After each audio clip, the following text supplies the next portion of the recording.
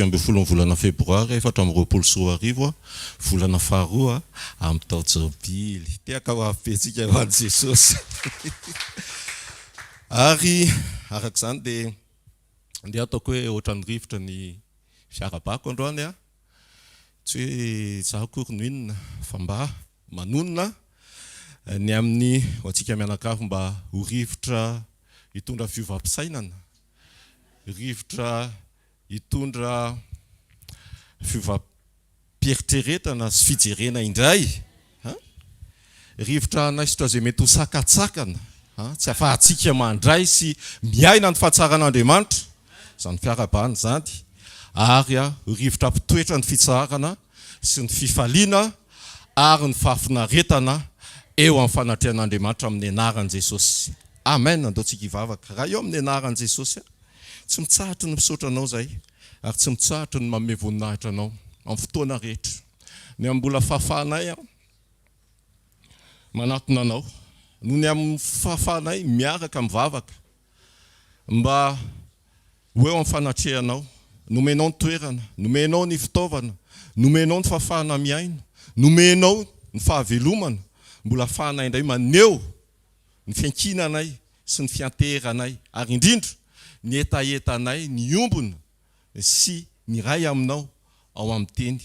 Aoka Tompo mba ho voatokana tanteraka ho anao izay tsirairay avy araka ny teninao, fa aoka ny teninao ny manamasina anay, ny fahamarinana avy aminao, fa tsy ilay fahamarinana iverinay fa ho marina, fa ilay fahamarinana feno avy aminao no tonga anay ho voatokana ao amin'ny teny, fa tsy voatokana ao amin'ny zavatra hafa, tsy voatokana amin'izay fievitray, na ao amin'izay fiainanay sy fahatsapanay, fa ao amin'ny teninao dia ilay fahamarinana antokana, anapaka sy anjaka eto amin'ity toerana ity ho voninahitra ny anaranao rirany.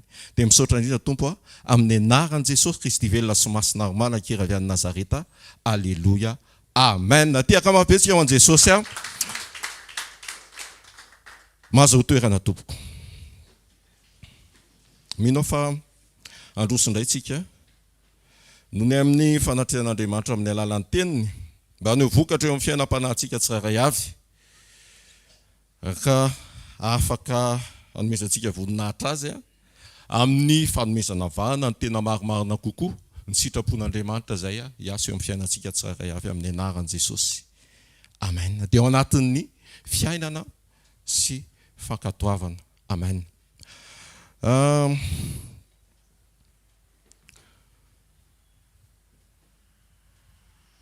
Mampahatsiahy antsika Andriamanitra hoe ampy ve na raisiko fotsiny hoe ampy ve ho an'izay manana olon-tena, ho an'izay manana vady, ampy ve eo amin'ny fiainanao ny anambaranao hoe tiako ianao. Marina, tena hoe zavatra tokony ho tenenina izany, ary tena hoe faneho-pitiavana sarobidy sy lehibe tokoa ny tenenana hoe tiako ianao ny amin'ny vadinao na ny amin'ny olon-tianao, na isan'andro na isakin'izay matsiaro, fa moa ve ampy izay.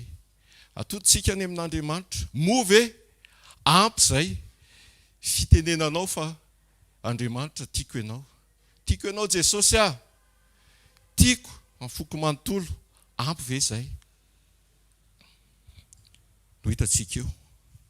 Fa mialohan'izay dia mampatsiahy kely ny antom-pisitsika sy ny fitiavan'Andriamanitra eo amin'ny fiainantsika. Raha ny planin'Andriamanitra tamin'ny fiandohana, raha namorona ny Adama dia tsy hiaina ao anatina fahasarotana, na hiaina ao anatina hiasa tahotra, na mety hoe hiasa saina be amin'izay mety ho avy sy ny ampitso sy ny atrehana anio, satria efa nomaniny sy efa vonona avokoa ny zavatra rehetra atao edena, dia noentina tao, napetraka tao i Adama mba hiasa sy hitandrina miaraka amin'Andriamanitra. Fa rehefa hitatsika moa ny tantara, rehefa nisy ny zavatra rehetra, nisy ny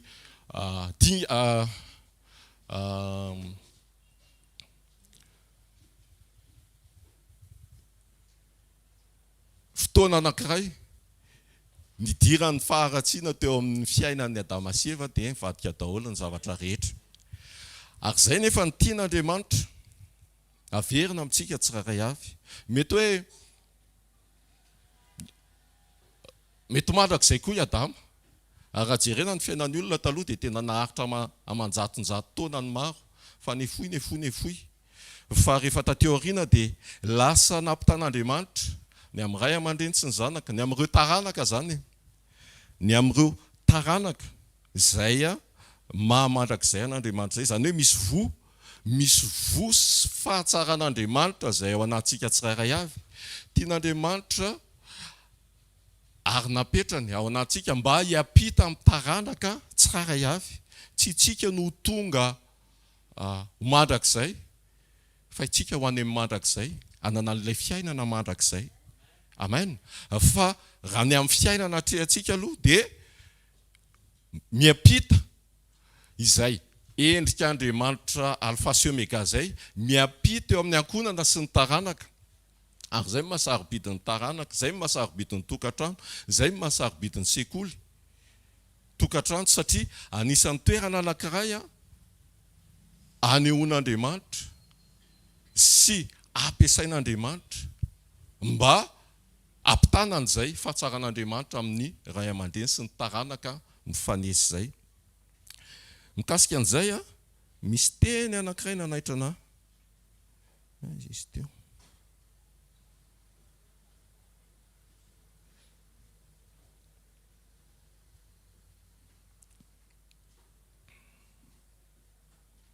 Misy milaza an'izay hoe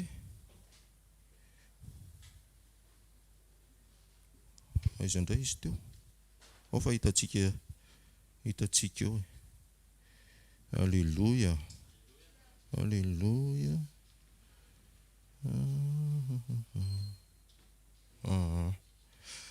Fa manambara an'izay hoe ity taranaka ty ozy izy dia ho foana mandra-pahatapitry ny mandra-pitiavin'i Jesosy eny amin'ny raha olanitra. Zany hoe raha mbola misy ny fahavelomana sy ny tombonandro dia ity taranaka ity zany hoe ny fifandimbiasany. Tsika zao taloha na ny dadabe ny taranaka tany aloha tany mifanesy dia nametraka lova dia tahak'izay koa Andriamanitra teo amintsika mba ametraka an'izay fahatsarany vony fahazavany zay ao anatin'ny tsirairay avy mba epita ho an'ny taranaka any aoriana. Ampatsahivina kely zay mba afahantsika ihany koa hoe mifantoka sy mihevitra mandrakariva ny antom-pisitsika eto amin'ity tany sy fiainana mandalo ity. Ny tsara marihana aloha dia zao, tsara Andriamanitra ary Andriamanitra dia fitiavana. Nambarako teo hoe nisy fanontaniana teo hoe move ampy ny anambarantsika fa tiantsika Andriamanitra. Zay tena faneho-pitiavana, zay tena fanehoana sy fanambarana ny atao-pontsika. Amin'ny jaonina voalohany toko 4:4 amin'ny anaran'i Jesosy, ary isika efa mahalala sy mino ny fitiavan'Andriamanitra antsika. Andriamanitra dia fitiavana, ary izay mitoetra amin'ny fitiavana no mitoetra ao amin'Andriamanitra, ary Andriamanitra ao aminy. Mihoatra noho ny fiarahan'Andriamanitra tamin'ny Adama sy Eva ankehitriny ny planin'Andriamanitra ao antsika satria tiany ho ato anatintsika Andriamanitra amin'ny alalany naresantsika an'i Jesosy ary mitoetra mandrakariva ao aminy koa isika.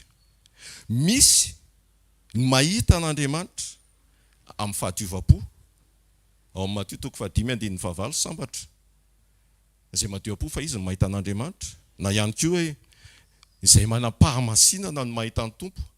Fa mihoatra aloha izay dia ny fitoerantsika ao amin'Andriamanitra izay manam-pitiavana marina tokoa. Zay aloha zany tsy edikevitra fa manam-pitiavana ianao manambara ny fitiavanao amin'Andriamanitra. Ao amin'ny Salamo 4:7 ary iza ny toetra ao amin'ny fitoeran'ny masina. Zany hoe misy ny mahita an'Andriamanitra ary misy ny afaka ny toetra ao amin'Andriamanitra rehefa tanteraka amin'ny fitiavana. Tsy vitany fotsiny hoe mahita an'Andriamanitra amin'ny fahadiovam-po, mahita an'Andriamanitra ao amin'ny fahamasinana, fa mihoatra noho izay miaina sy tanteraka amin'ny fitiavan'Andriamanitra. Ny tsara ho marihana dia zao, Anankiray aloha zany hoe ny fitiavana rehefa tanteraka ny fitiavanao dia afaka mitoetra ao amin'Andriamanitra ary Andriamanitra ao aminy ao amintsika rehefa ao anatin'izay fitiavana izay. Dia izao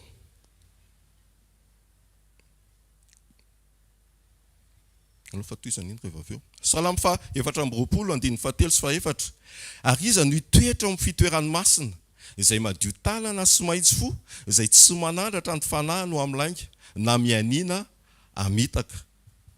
Ary efa haitsika loatra ihany koa no hoe izay iza ny tian'Andriamanitra dia izay mitandrina ny didiny sy izay manatanteraka ny sitrapony. Ny tiana hiaviana dia izao tonga dia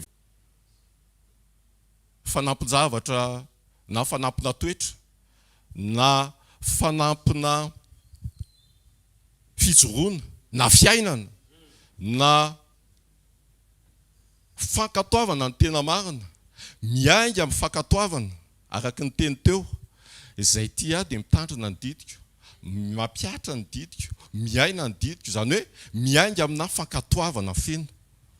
Fankatoavana ny tenenantsika hoe tiako Andriamanitra, manambara ny ato anatsika fa tsy ho ampy mihitsy izay raha tsy maneho ny fiainana sy maneho an'izay fitiavana izay. Izany hoe raha ho an'ny mpanambady sy ny ho an'izay efa manambady na ho an'izay hoe manana olon-tiana dia matetika hoe pourfoy ary izany fitiavanao zany fa tsy ampy fotsiny hoe tiako ianao. Ohatran'ny hoe tsy miady nefa ny kobay akelika ihany. Fa rehefa tsy miady dia tsy asiana kobay zany any akelika e. Hoe rehefa ty dia maneho sy manapirofo an'izay fitiavana izay amin'ny fiainana sy amina fanatanterahana. Fa tsy hoe tiako ianao dia izay atao ihany koa ny atao. Fa misy zavatra be dia be takian'izay sy ampian'izay ny tena marina, ampian'izay fanambaran'izay hoe Andriamanitra tena tiako ianao. Tiako ianao Andriamanitra. Zaho ny any anatinao any hoe tena izay. Tena ny fahamarinana hoe mitandrina ny didy, manatanteraka, maneho an'izay fitiavana izay araka ny sitrapon'Andriamanitra. Dia marina, zava-dehibe sy tena tsara loatra ho aly miteny hoe tiako ianao na amin'ny olo-tianao ary ilainy izany. Fa tsy ampy izay. Mila ianao ohatra hoe manolotra voninkazo kely, maneho an'izay fitiavanao izay, maneho ianao hoe ay azoko izany malala fa ahoana, fa tsy ianao no hijoro hoe efa tiako ianao fa efa miteny anao hoe tiako hoe dia efa izay fotsiny e. Fa tsy nisy fotoana aloha zany hoe fa ahoana ary hoe ilaina le miteny foana hoe tiako ianao, fa nisy fotoana hoe tsy tsapatsolo le izy ohatran'ny lasa fomaraina tiako ianao, mandeha ny andro tiako ianao, mandeha ny fotoana tiako ianao, fa ohatran'ny tao anatin'izay nefa ohatran'ny tsy dia tena nanamarika sy naneho an'izay fitiavana izay. Dia izay le hoe tsy ampy fotsiny raha miteny ianao fa mila maneho amin'ny fiainana sy amin'ny fihetsika sy amin'ny fanatanterahana an'izay fitiavanao izay. Dia mbola miverina ihany. Raha tia ianareo dia hitandrina ny didiko. Amen. Tian'Andriamanitra tsika anaty fonoteny rehefa namaka an'ilay Genesis maly ao amin'ny Genesis toko voalohany, fa anatin'ny fitiavan'Andriamanitra daholo ihany zany. Genesis toko voalohany andininy fa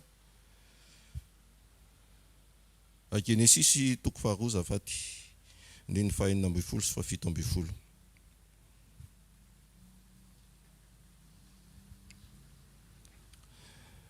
Jehova naneho ny fitiavany, namboariny tsara be, namboariny tao anaty fahafenoana, namboariny taminatin'ny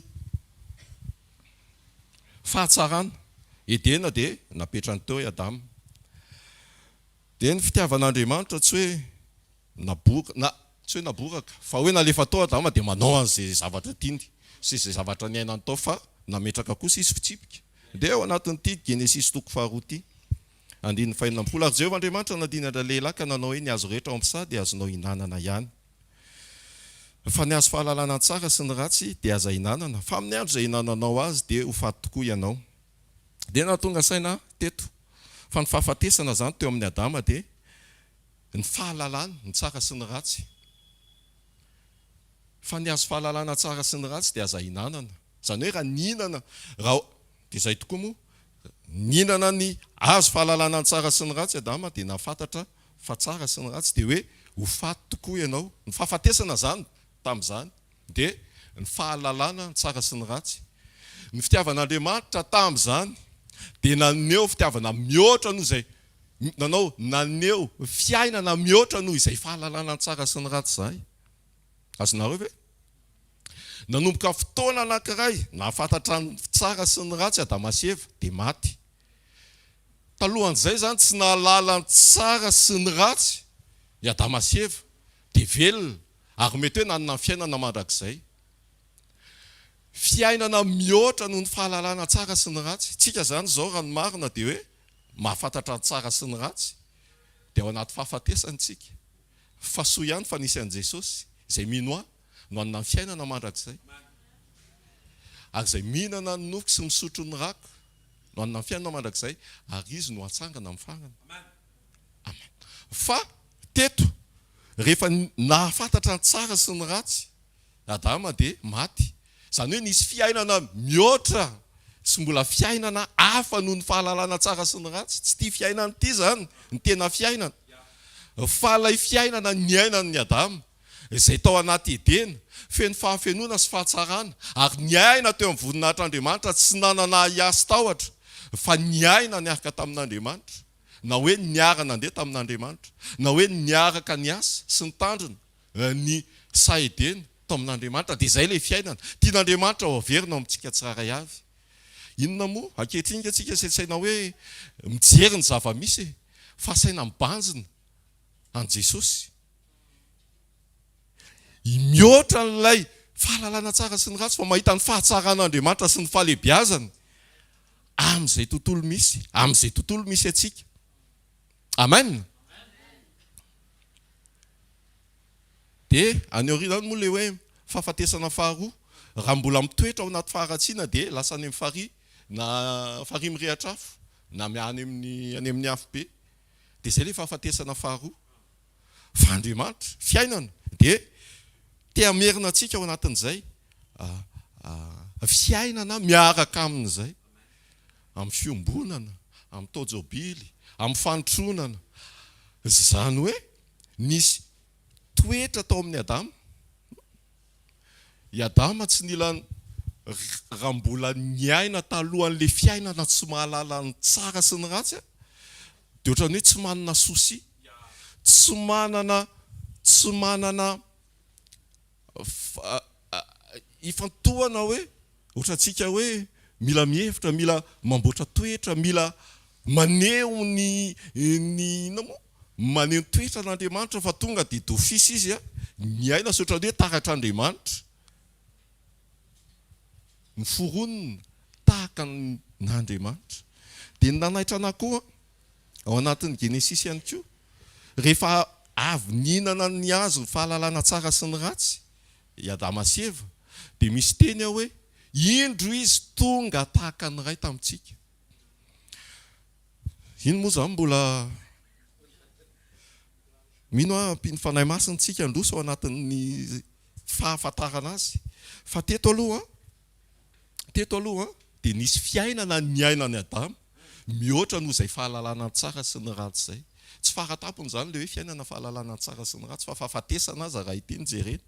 Satria izay dia ho faty tokoa ianao izy raha hihinana an'io raha mahafantatra ny tsara sy ny ratsy. Ary inona tokoa ry Satana hoe hisokatra ny masonareo tahaka ny mason'Andriamanitra fa tsy ho faty izany nareo. Nefa Andriamanitra ny teny hoe ho faty tokoa ianao.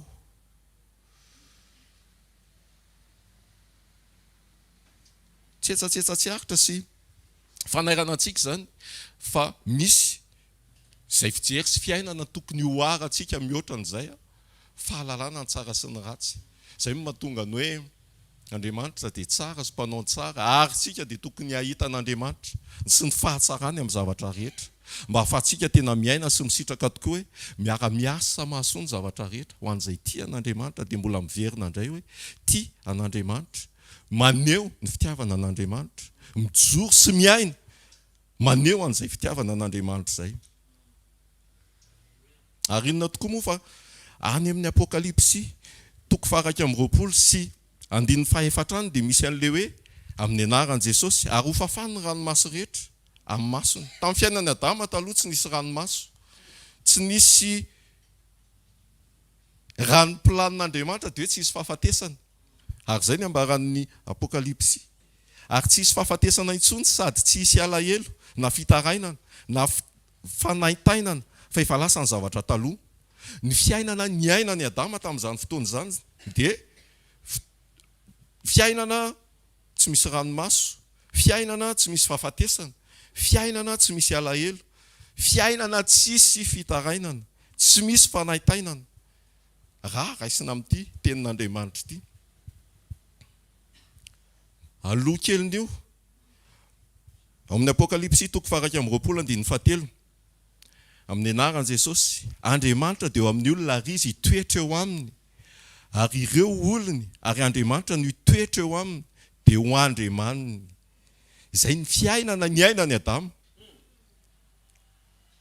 Hitoetra eo aminy ary olony, olona ny foroniny ary Adama reriny no nitsofina fofinaina fa ny zavaboary rehetra dia nipotra avy amin'ny tany na zavamaniry na ny biby fa tsy nisy hoe nomena fofinaina.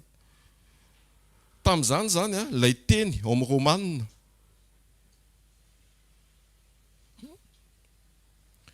tsy niandry intsony zao zavatra rehetra zao fa efa nahita. Tamin'izany fotoana izany ity Romanina toko 9:7-20 sy 20 ity fa izao zavatra rehetra zao dia samy maniry fatratra ka miandry ny fampisehoana ireo zanak'Andriamanitra. Fa izao zavatra rehetra zao dia nampanika no zavapoana nefa tsy noho ny sitrapony fa noho izay nampanika azy. Mamaso mandidy ny fahefan'Andriamanitra. Tamin'izany fotoana izany zany tsy nisy ity teny ity fa taty aoriana rehefa isika zanak'Andriamanitra izay tian'Andriamanitra hiaina sy hiverina amin'izay fiainana izay dia mahatonga ny zavatra rehetra maniry fatratra. Fa tamin'izany ny zavaboary tsy naniry fatratra efa samy efa teo daholo. Fa noho ny planin'Andriamanitra ho antsika izay tiany hoe miampita isaky ny taranaka ny fahatsarany ohatran'ny hoe lamba maloto be dia sasana asiana savony dia kobanina dia jerena madio ihany fa mbola tsy tena madio dia averina asiana savony indray dia kosehana dia efa madio ary farany madio. Tahaka izay ny tanjon'Andriamanitra amintsika amin'ny tokantrano sy amin'ny taranaka amin'ny fandimby ho anao io zany. Ary izay no mahatonga antsika hoe ho fanasin'ny tany satria mahatsiaro sy mahatsapa n'izay antom-pisina sy fijoroana izay mba ho fanasina eo amin'ny mpiarabelona na eo amin'ny fiarahamonina mba hampipita an'izay fahatsaran'Andriamanitra na izay hoe fahatsaran'Andriamanitra na izay fahazavana n'Andriamanitra izay mba hiparitaka mba ho tahaka izay avokoa ny olona rehetra. Amen. Maneho an'ilay planin'Andriamanitra sy ny fitiavan'Andriamanitra ny olona. Tsy napetrany teo fotsiny koa nefa rehefa hoe nanao fahadisoana fa mbola nitantany sy nanaovany inona moa izy teo? Nanaovany akanjo hoditra, vrai cuir ozy ny fiteny. Hitafina, tafio Kristy mba anehoany izay fahatsarana izany eo amin'ny tsirairay avy mba ho vavolombelona tokoa apepita ny fahatsaran'Andriamanitra eo amin'ny tokantrano ary eo amin'ny tokantrano satria eo ny toerana anankiray tena hoe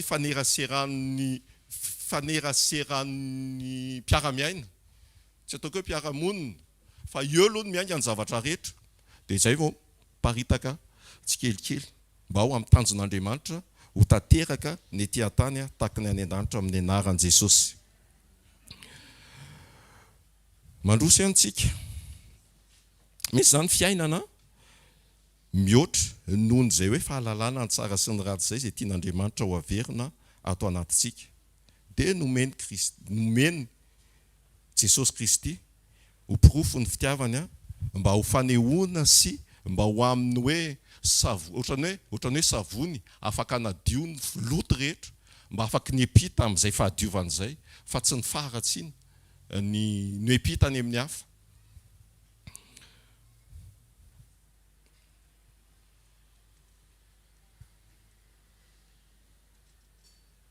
Maneho an'izay fitiavana tanteraka eo amin'Andriamanitra izay. Mila maneho marina ny natoran'Andriamanitra tsika. Ary raha maneho ny natoran'Andriamanitra tsika, tsy hoe isika no Andriamanitra, fa Andriamanitra no hita amin'ny alalantsika. Ahafahan'ny hafa ihany koa mahita taratra an'Andriamanitra amin'ny alalanao. Ary izay ianao. Tsy ampy ny tenenana fotsiny hoe tiako ianao Andriamanitra, fa mila averina indray mitandrina ny didy sy manatanteraka ny sitrapony. Ary nanome an' Jesosy izy ohatra velona ho antsika. Jesosy ilay fitiavana tanteraka naneho an'izay fitiavana izay ho tahafintsika tsirairay avy. Ny zavatra anankiray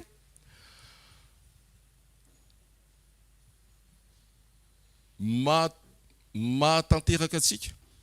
Aokanareo tanteraka tahaka ny fahatanterahana iray. Ny fahafahantsika maneho ny fitiavana ao amin'ny ankohonana, na ao amin'izay manodidina antsika, na ao amin'ny fiarahamonina misy antsika, dia ny fananantsika sy ny fananantsika etaeta iombona amin'Andriamanitra, ary ny ainantsika miaraka amin'Andriamanitra, anehoantsika ny toetran'Andriamanitra. Manana ny toetran'Andriamanitra mba afaka aneho an'izany amin'ny mpiarabelona sy amin'ny manodidina. Izany hoe atao amin'Andriamanitra aloha, ao amin'i Jesosy aloha, maneho an'izay fitiavana amin'ny Jesosy sy amin'Andriamanitra izay, dia afaka miaina sy mijoro ao anatin'izay fitiavana izay eto amin'ity fiainana maha-olombelona antsika ity, eto amin'ity fiainana mandalo ity. Karaha tia an'Andriamanitra ianao, mitandrina ny didin'Andriamanitra ianao, dia mila mahafantatra ny didy. Ny didy moa ohatran'ny hoe tsy maintsy atao, fa isika nomena fafahana, afaka hoe maneho ny safiditsika anaraka na tsy anaraka. Araka ny tenin'ny Josoa moa hoe fa izaho sy ny ankonako dia hanompo an'i Jehova. Safidio izay tianareo na hanompo an'itsy na tsy hanompo, fa izaho kosa dia efa nanapa-kevitra, efa nisafidy ny hanompo an'i Jehova, izay sy ny ankonako. Nasehony Josoa tao anatin'ny teny izay, tiako ianao Andriamanitra noho izany maneho fa hanompo anao. Ary nasehony tamin'ny fijoroany sy tamin'ny fanekeny izay fitarihan'Andriamanitra sy ny aina ny fahamarinan'Andriamanitra. Izay koa isika maneho fa tian'Andriamanitra ary mijoro sy mamboatra toetra arak'izay sitrapon'Andriamanitra. Asainy hijorontsika maneho an'izay tokoa. Dia ao amin'ny Korintianina voalohany, toko 7:14 sy 14. Ao ny inona moa izy ity? Ny maneho antsika tokoa hoe aiza zany fitiavantsika izany. Tany amin'Andriamanitra izay nasehony, ary nasehony ohatra velona tamin'i Jesosy Kristy. Mihoatra amintsika, aiza ho aiza izay. Ao amin'ny Korintianina voalohany izay famaritana ny fitiavana izay. Korintianina voalohany toko 7:14, andininy fa efatra fahaenina amin'ny anaran'i Jesosy. Ny fitiavana maro-po sady mora fanahy. Ny fitiavana tsy mialina, tsy mirehare, tsy mieboebo, tsy manao izay tsy mahamendrika, tsy mitady ny azy, tsy mora sositra, tsy manao otro-po, tsy mifaly amin'ny tsy fahamarinana, fa miara mifaly amin'ny fahamarinana kosa. mandefitra ny zavatra rehetra, mino ny zavatra rehetra, manantena ny zavatra rehetra, maharitra ny zavatra rehetra. Hitantsika fa tsy misoratra ao no hoe ny tena fitiavana dia ny fanambaranao fa tianao ilay olona na ny tianao Andriamanitra. Fa fitiavana izay fa tsy mianona amin'izay fotsiny fa raha ny tena fitiavana dia misy hetsika na misy fijoroana, takiana, atanteraka antsika ao anatin'ny fitiavana mba ahafahantsika miaina, ahafahantsika ohatran'ny hoe manampy antsika betsaka hiaina n'ilay fiaina ny Adama taloha, mihoatra lavitra noho ny fahalalana ny tsara sy ny ratsy. Aleontsika hahafantatra ny fahatsaran'Andriamanitra. Na tamin'izany koa ary ange Satana efa tao amin'ny sahidena, fa ohatran'ny hoe tsy nirarahina. Ohatran'ny hoe tsy zavatra tsisy antony, tsisy dikany, tsy aloha izy eo fotsiny fa tsisy akony eo amin'ny fiainanao zany Adama.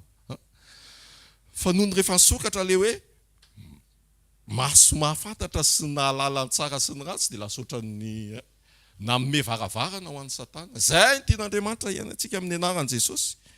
Tsy misy fatahoana, tsy misy hoe miala ary Satana amin'ny anaran'i Jesosy.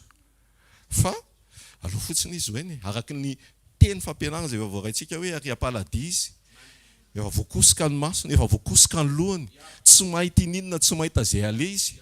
Fa isika no mbola amin'ny fotoana sasany, fa tsy tsika intsony zany amin'ny anaran'i Jesosy, mametraka anazy tahaka an'ilay tsinitsinina tahaka an'ilay ohatran'ilay hoe vovoka akopaka fotsiny dia efa miala. Ary zay ny zavatra nisy tao edena fa efa tao samy tao ihany, fa ohatran'ny hoe tsy sokatra ho amin'izany mihitsy Adama. Ohatran'ny hoe efa teo dia efa samy fampiaroaro tao dia ohatran'ny hoe tsy nala, ohatran'ny hoe tsy misy zany, atao ohatran'ny tsy misy. Atao ohatran'ny tsy misy. Tsy manan-kery, tsy manam-pahefana aminao ny ratsy amin'ny anaran'i Jesosy. Amen. Dia izay ny tian'Andriamanitra hiverina ao anatintsika. Fa rehefa tanteraka amin'ny fitiavana, Andriamanitra ao anatintsika, izay ilay Andriamanitra mitoetra atao anatintsika, Jesosy atao anatintsika, manome vahana kokoa ny fisian'i Jesosy sy ny fiainan'i Jesosy atao anatintsika, ny fiainantsika sy ny fanehoana n'izay fitiavana tanteraka izay. Inona moa? Rehefa tanteraka amin'ny fitiavana an'Andriamanitra na ny fitiavana an'i Jesosy dia afaka maneho an'izay fitiavana izay eo amin'ny mpiarabelona. Dia ato amin'ity Korintianina voalohany, toko 7:12,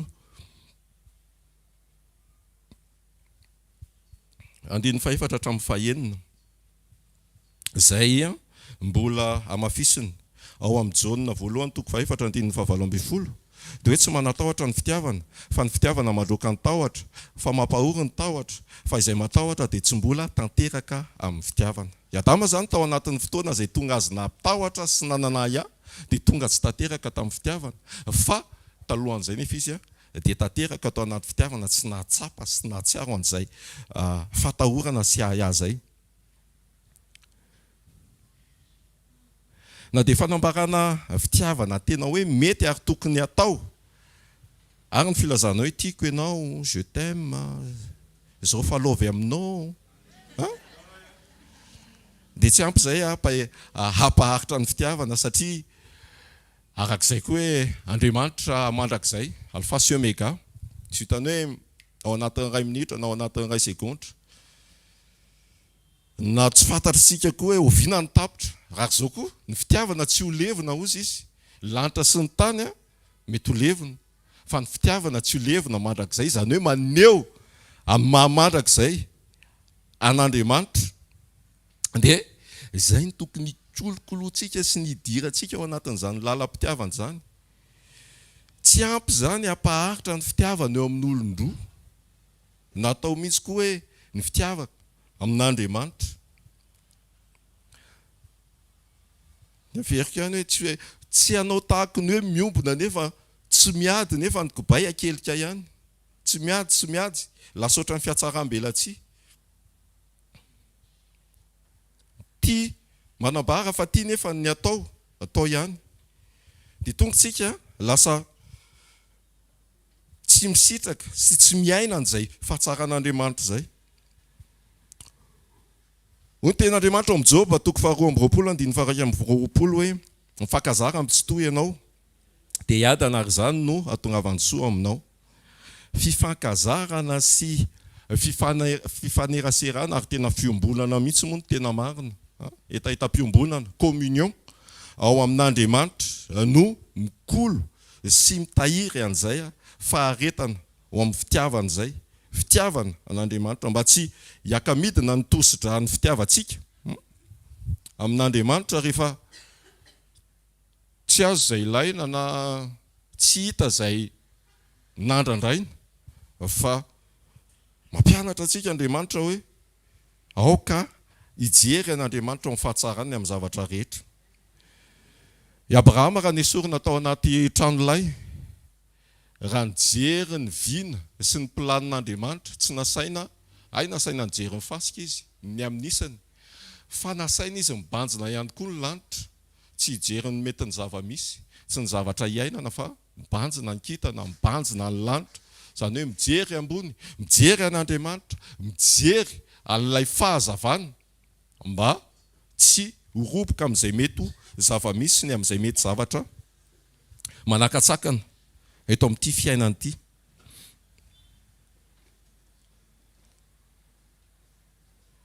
Fa ny antoka lehibe indrindra ampaharitra sy ahafahantsika manatanteraka sy miditra amin'ny pratika ny fitiavana dia ny fananantsika an'Andriamanitra, fananantsika ny Jesosy Kristy. Mbola mafisy ny Isaia zany amin'ny toko 1:7-20 raha manaiky sy makatoy ianareo dia inona no voka-tsoa amin'ny tany. Maneho ny fankatoavana sy ny fanekena ny fahamarinana sy ny tari-dalan'Andriamanitra dia aorianan'izay moa hoe misy vokany foana ny zavatra rehetra, fa tsy dia tena any amin'ilay vokany fa any amin'ilay fifantohana hampanjaka sy hampiainana izay fitiavantsika an'Andriamanitra izay, ary ny fototra dia izay fanekena sy fankatoavana ahatanteraka ny sitrapon'Andriamanitra izay. Masina ianareo satria masina aoko ho tanteraka ianareo satria aoko ho tanteraka tahaka an' Jehova Andriamanitra ianao.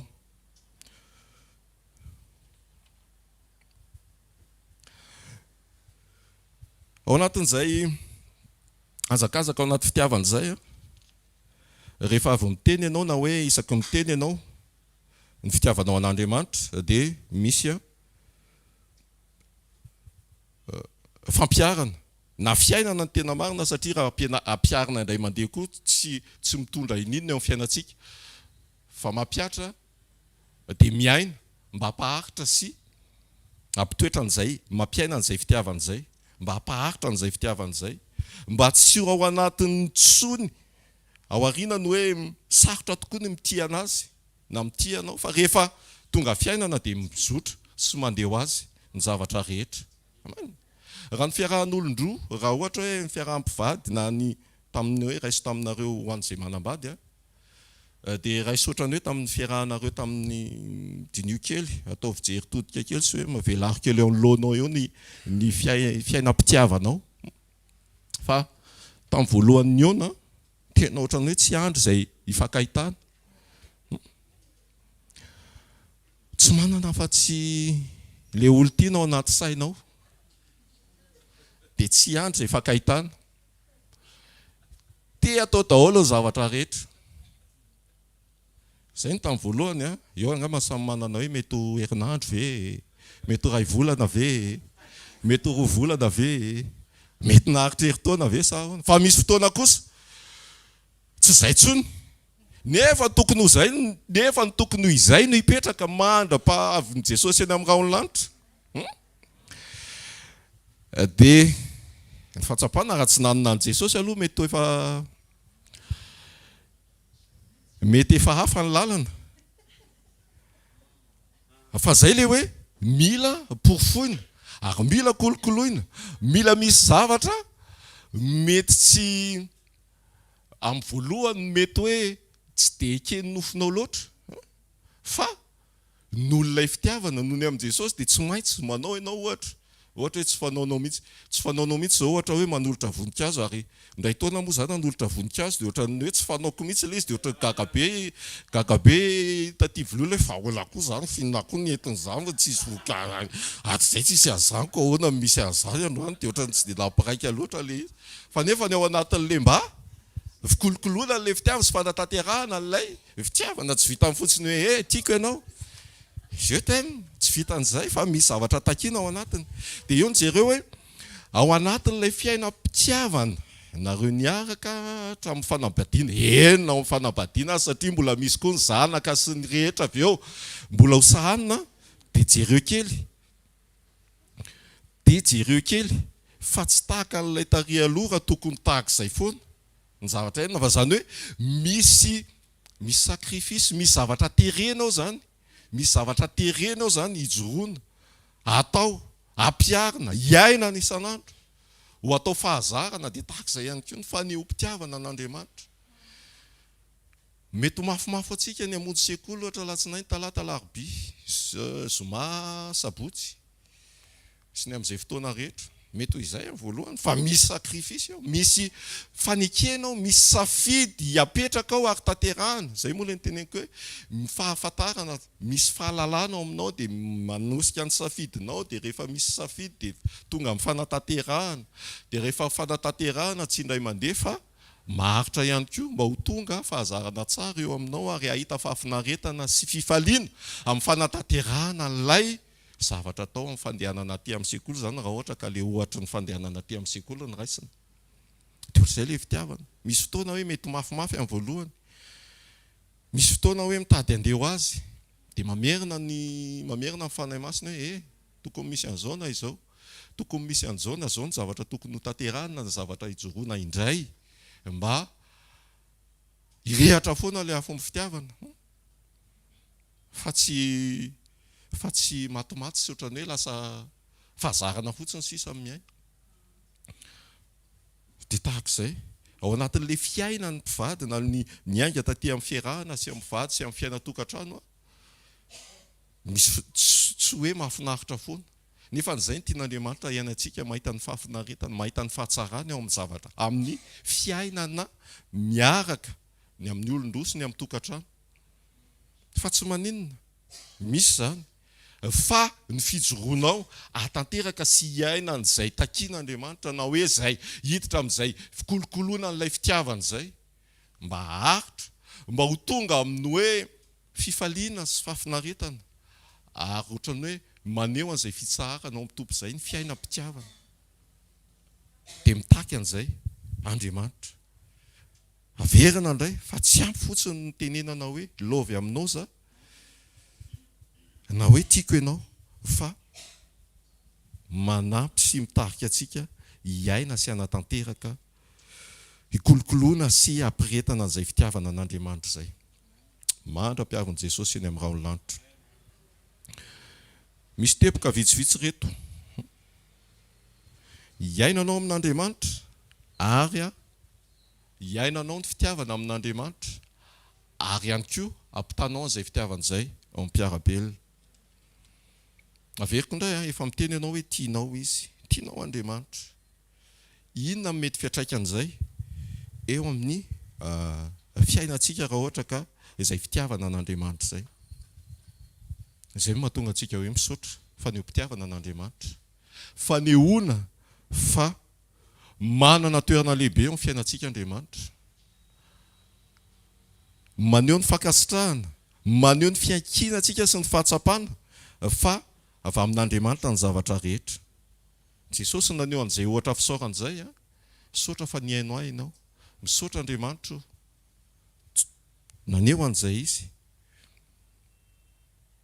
maneho ny fahatokianao tanteraka an'Andriamanitra raha misaotra ianao zao no amin'Andriamanitra afaka misaotra ihany koa ianao amin'izay manodidina anao maneho an'izay fitiavana izay tsy apetraka tsony eo amin'ny olon-tiana fa amin'ny mpiarabelona aminao nandeha taxi be ianao rehefa tonga amin'ny toerana anankiray mety be dia be ny olona tsy manao an'izany fa tonga ianao misaotra ry zalahy misaotra ry gapamily fa tonga soma tsara dia tsy mahagaga ry zareo voninahitr'Andriamanitra zany. Maneho ny fahatokiana tanteraka an'Andriamanitra ianao mazava ho azy. Maneho ny fitiavana an'Andriamanitra. Maneho ny fahatokiana. Na mbola tsy hitanao ary ny zavatra andraindrainao, matoky an'Andriamanitra. Matoky an'Andriamanitra amin'ny zavatra rehetra. Afaka iainanao. Tiandray raisiko ao amin'ny tokantrano. Raisiko amin'izay toerana misy ianao, amin'izay olona mifanerasera aminao. Sarotra ihany tokoa aloha ny hoe vao olona mifanena taminao androany. Raha tsy hoe maheno ny fanahy ianao sy ny tenin'Andriamanitra sy ny Andriamanitra miteny mivantana aminao hoe ome fahatokiana tokoa io olona io. Dia izay hafa.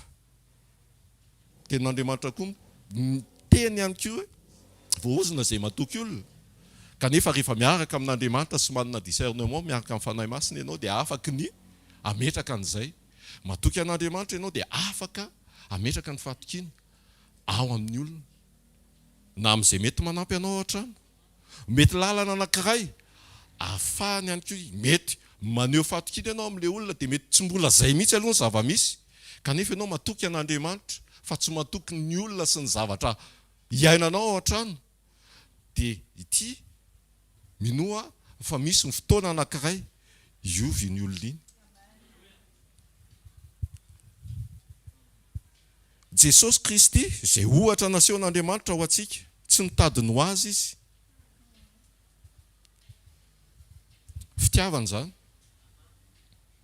Izy ary nanolotra ny aina ho antsika, ho an'izao tontolo izao. Fiainana ho antsika, tsy mitadiny ho antsika. Manome sy maneho ny fitiavana ho an'izay mpiarabelona sy ho an'izay manodidina antsika, na eo amin'ny fiarahamonina. Mandefa ny hafa, milohan'ny tena.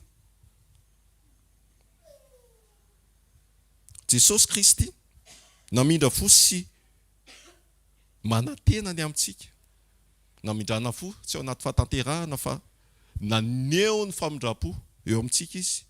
Isika ihany koa miaina sy maneho an'izay famindram-po izay ary manantena an'Andriamanitra ny amin'izay zavatra tokony hitranga ny amin'ny olona anankiray. Ny zava-misy moa zany dia ohatrany hoe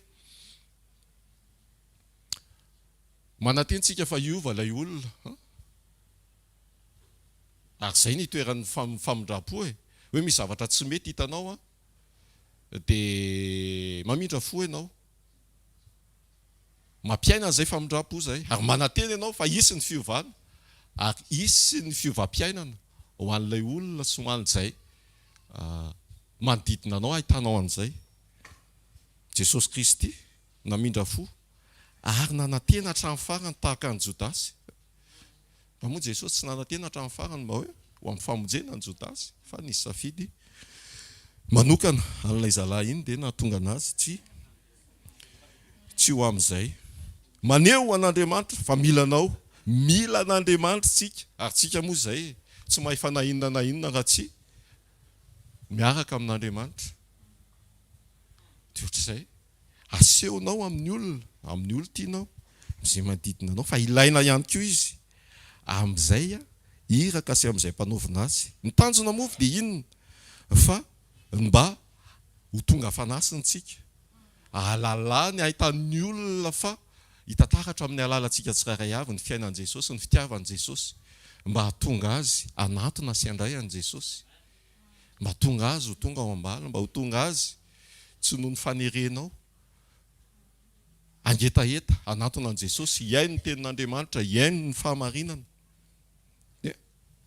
Maneho an'izay fitiavana izay. Tao amin'Andriamanitra tsika, tsy nanana lolo-poto amintsika Andriamanitra.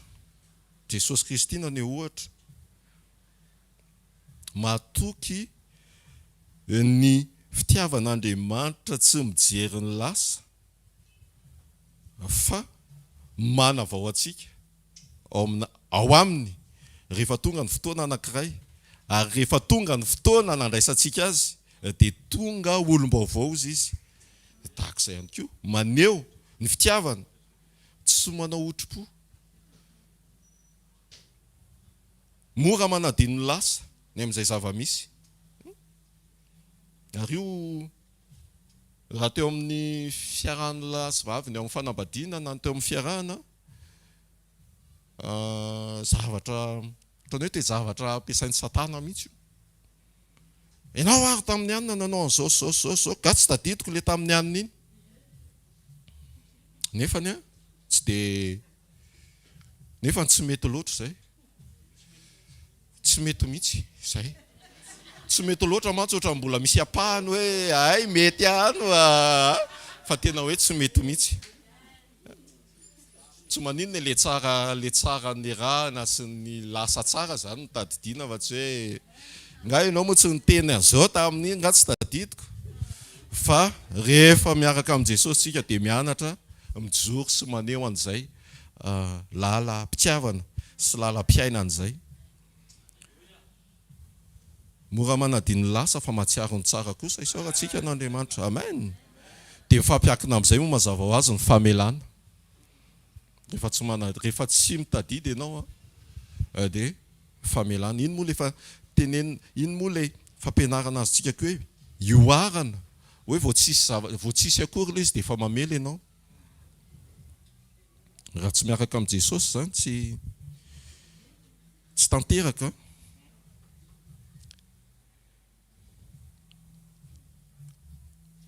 Maneho mandrakariva ny etaeta sy ny fifikiranao ary ny fisisihana ahalala sy hafantatra an'Andriamanitra. Iny moa le fijoroana vavolombelona tamin'ny zoma teo hoe le ranambavy anankiray hoe tamin'ny fiainana izy ohatran'ny somary mora malahelo sy mora olona vetivety dia mamono tena. Fa rehefa nandeha ny fotoana, rehefa teo Jesosy dia nisisika mandrakariva ary tao ihany koa moa ny fanahy masina nampahery azy hoe alao ianao misisika ninona zavatra misy, zavatra mitranga, dia alao misisika mifikitra amin'Andriamanitra, miaino mandray ny teny sy ny sisa. Dia onao izy hoe nahazo vady jojopilina be izy ny fiainana milamina voninahitran'Andriamanitra zany. Dia zany rehetra zany ny ahafahantsika mikolokolo sy mandrehatra ny afo sy mitahery ny afim-pitiavantsika ao amin'Andriamanitra. Ary ny fanatanterantsika an'izany amin'ny mpiaramonina, amin'ny ankohonana, amin'ny mpiara-miasa, amin'ny manodidina antsika dia lakile anankiray ihany koa ahafahantsika manatona bebe kosa sy maneho hatrany ny etaita-piombonana antsika amin'Andriamanitra mba hitombo fitiavana, hitombo fahatahorana, hitombo fankatoavana, hitombo fanatanterahana hatrany ange isika mianakavy amin'ny anaran'i Jesosy. Dia ho tanteraka amin'ny fitiavana, manala ny tahotra, manala ny ahiaha, manala an'izay mety tsy mety rehetra amin'ny fiainantsika, fa mahita an'Andriamanitra ary mibanjina an' Jesosy Kristy ilay tompon'ny finoantsika sy manefa zany ao anatintsika. Ary ozy izy hoe izy no efa nanomboka ny asa tsara ao anatintsika tsiraray avy no ahatanteraka izany. Ataontsika hivavaka, ataontsika hitsangana, misaotra ny amin'ny teny, misaotra ny amin'ny fanairana mandrakariva, ary misaotra fa tsy vita ny tsetsehatra sy ny fihetseham-po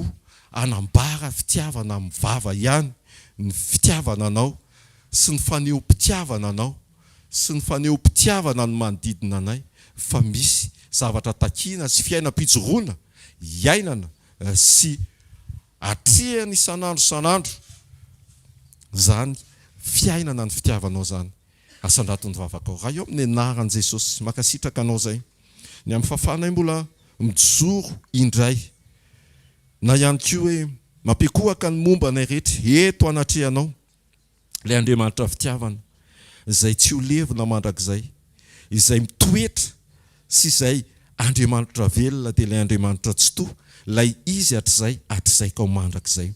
Tarihinao hatran'izay mba hifankazatra, hitombo fitiavana anao, ary mbola marina hatrany fa hoy ianao hoe izay tianao dia mitandrina ny didy, ary izay tianao dia maneho ny fahatahorana na ny fanajana anao amin'ny fiainana, fa tsy ilay fahatahorana tahaka ny fahatahorana misy amin'izao tontolo izao, fa ny fahatahorana anao dia ny fanajana sy ny fanekenay hitandrina sy hijoro ny sitraponao. Ampio ny tsiraray avy Tompo miaraka amin'ny fanampiany fanainao masina mba atsapa sy ametraka ao po mandrakariva ny fanehoana, ny fitiavana mihoatra noho izay fanambaran'ny vava, fa amin'ny fijoroana tokoa anaiky akatoa ahatanteraka ny sitraponao.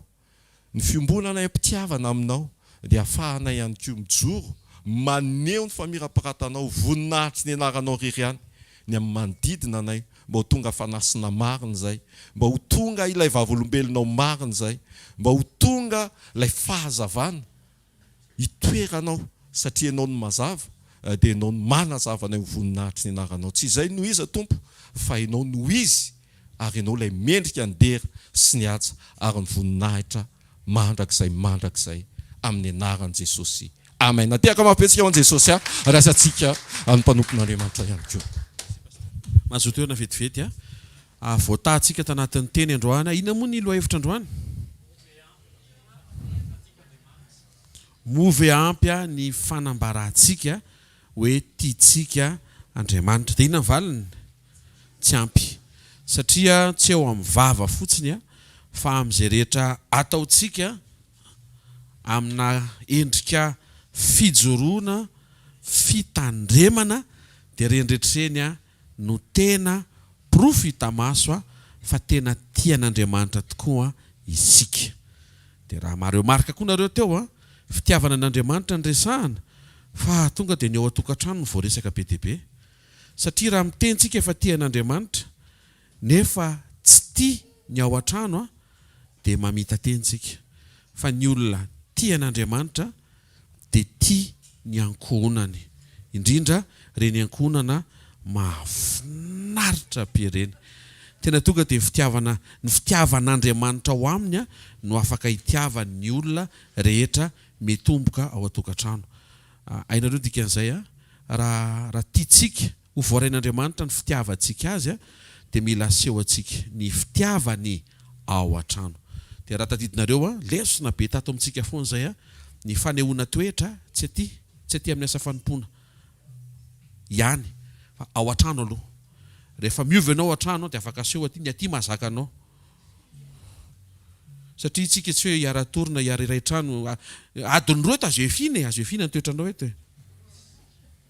Fa ny ao an-trano ny tena mahita hoe nandray an' Jesosy fenao. Mino fa andro amin'ny maraina hanomboka herinandro vaovao indray tsika, hanomboka tontolo andro vaovao nanome mesaziny Andriamanitra hoe avereny tsara amin'ilay tena fitiavana, iaino ilay tena fitiavana. Ndao tsika hitsangana avafaony taninao mifonao manontolo. Isaory an'Andriamanitra ny fampianarana ianao hatreto. Isaory aza ny lalan'ny fitiavana ny arahanao tamin'Andriamanitra. Mankasitrahan'Andriamanitra fa tena tiany ianao io ary miainga avy amin'izay no ahafahanao mity sy miaina fitiavana amin'ny manodidina anao. Misy olona manatrika eto tena tsy mahay mity mangata amin'Andriamanitra, tena mangata amin'Andriamanitra. Ny amantarina fa tsy mahay mity ianao miandry tiavana. Dia angatao amin'i Jesosy fa fotoana manokana zao androany sekoly zao olana anankiray azo vahany zany. Ino ny olana io? Tsy hitanao ny ahafahanao mifandray amin'ilay fitiavana, miparitaka ianao vao fitiavana andresahana, ohatrany tonga dia mitako tiavana zany, ohatrany mahatsapy ianao hoe za mihitsy ny tokony tiavana aloha zao, dia mitongo be ampitoerana fotsiny ianao nefa ianao mihitsy no andrasan'Andriamanitra aneho fitiavana.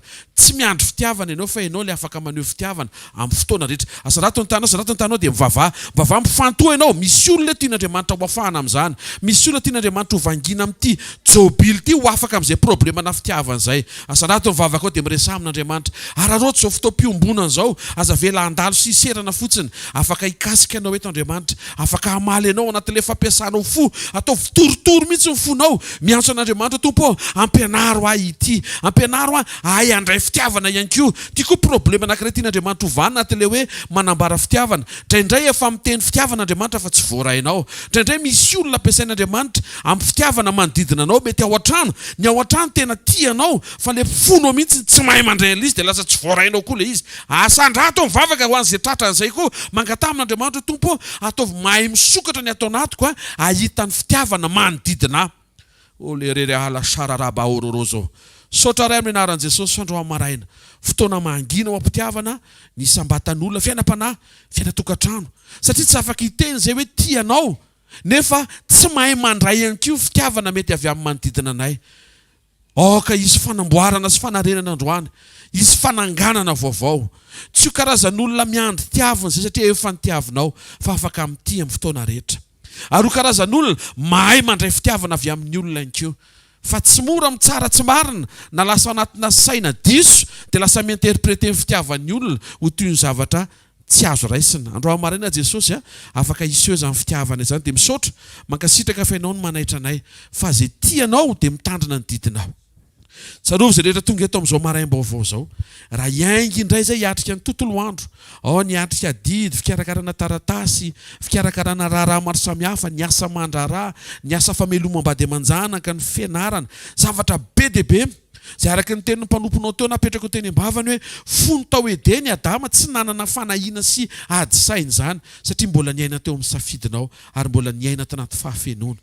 Androamaraina zay dia misaotra ny amin'ny fanatrehanao, misaotra ny amin'ny sekoly, misaotra ny amin'ny fivorena. Zavatra nisy angatany Tompo, ka ny fanatrehanao tena hiaraka aminay, tsy hiala aminay, tsy handao anay. Ary zay reto ihany koa Jesosy dia hianatra handeha am-pitiavana, tena hoe hianatra hiaina an'izany fitiavana zany. Tsy le fitiavana miainga amin'ny zavatra mety, fa le fitiavana miainga avy amin'izay nataonao Jesosy, modely nasehonao ny tokony ianaranay anatin'ny tontolo andro. Asa indray zany zay hitranga-ndreo mateonao vao maraina dia miteny hoe mila miaina am-pitiavana. Fa mino kosa nefa zay fa ao ambany matoa ianao manaitra loloha, anao fahagagana indray ianao ho an'izay mijoro tsara misaotra sady zay Tompo amin'izay ho ataonao. Tsisy zavatra mamely tampoko zany fa ny teninao ny tonga meloa dia taio ny tsiraray avy. Aza velisy atahotra fizahanttoetra na fisedrana satria ny fitondranao Tompo dia miafara amin'ny fahatsarana, miafara amin'ny voninahitra. Zay rehetra ho atao amin'ny herinandro ity dia apetraka eo am-pelantananao dia hitan'izany lavorary zay. Fa efa misaotra meloa ihany koa tsy ny zavatra planifié sy prévu ihany, fa na misy zavatra imprévu hatreny ihany koa ary dia fisaorana isan-kasitrananao melo zany rehetra zany. Taio ny tokantrano izay manatrika eto, taio ny asa mandrarany tsirara avy, ny asa ny tanana. Misy zavatra zay Jesosy mety hoe mampiadiady saina kely mavesabesatra. Hoentina eto amin'ny fanatrenao zany andro maraina, hiverinao amin'ilay fitiavana zay fa solution be mihitsy le natoronao androany dia le mijery anao dia mianatra amin'ity, le tena amin'ity araka ny sitraponao. Ao anatin'izany misy zavatra misokatra, misy zavatra votsitra, misy zavatra miverina milonina zany isaorana isan-kasitrananao. Anaran' Jesosy. Amen. Raisy nitsodrano zay tonona anaran' Jesosy. Tsofina rano ny tontolo andronao sy ny herinandronao hiaina anatina fitiavana anaran' Jesosy. Ary zay fitiavana zay fitiavan'Andriamanitra anaran' Jesosy. Tsofina rano ny fahafahanao mianatra araka ny sekoly natrehanao andro maraina, ianao le mpianatra fitiavana anaran' Jesosy. Ary tsy hoe mpianatra mpanadino fa mpianatra mpampiatra anaran' Jesosy Kristy avy Nazareta.